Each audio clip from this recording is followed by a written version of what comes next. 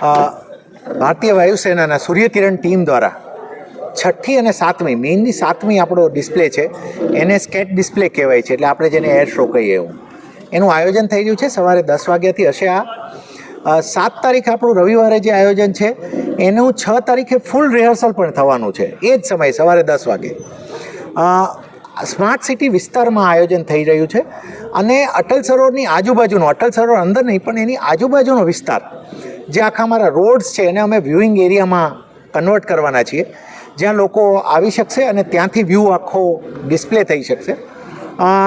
આપને જણાવીએ કે અમારા તરફથી એરફોર્સ સાથે તમામ સંકલન પણ થઈ ચૂક્યું છે અને 2-3 આકર્ષણો વધ્યા છે, જે સારી વાત આપણી માટે છે કે એરફોર્સની બેન્ડ પણ અહીંયા પરફોર્મ કરવાની છે આ સમયે.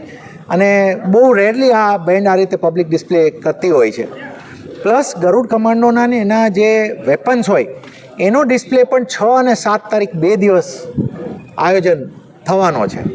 તો એનું પણ બધા નાગરિકોને અમે આમંત્રિત કરીએ છીએ કે અહીંયાના અટલ સરોવરનું જે અમારું પાર્કિંગ એરિયા છે ત્યાં ડિસ્પ્લે થશે, જે 6 તારીખે શરૂ થઈ અને 7ની રાત્રે એન્ડ થશે.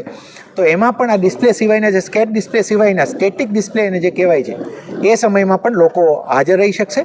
અન્ય હજી થોડા આકર્ષણો પણ લાઇનઅપ થઈ રહ્યા છે.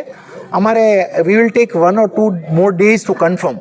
એ કન્ફર્મ થતાં 1-2 દિવસ લાગશે, પણ મોટે ભાગે આ કલાકથી લાંબો શો અને એવરેજ જે જનરલી સૂર્યકિરણનો શો થાય છે એનાથી એક લાંબો શો આપણને મોટો મળી રહ્યો છે. મેં તમને કીધું એમ કે એવી 3-4 વસ્તુઓ હજી લાઇનઅપ છે જે ફાઇનલ પહેલાં ઉપર છે. જો એ આવશે એટલે હજી અમે તમને આગળની માહિતીઓ આપવાના છીએ.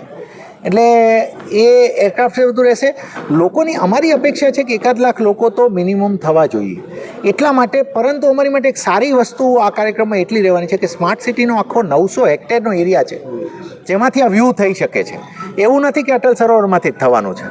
અટલ સરોવર ફક્ત અહીંયા જે સેન્ટ્રલ ટીમ બેસવાની છે એટલે આજુબાજુમાં એટલું ખુલ્લી જગ્યા છે કે લોકો ડિમોબિલાઇઝેશન પણ ઇઝીલી થઈ શકે ને મોબિલાઇઝ પણ ઇઝીલી થઈ શકે. એટલે આનો ટ્રાફિક પ્લાન પણ તૈયાર થવાનો છે.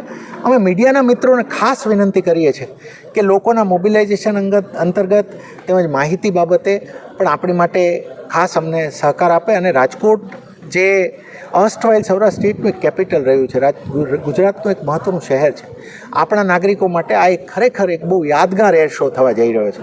એ ખૂબ લોકો જોડાય.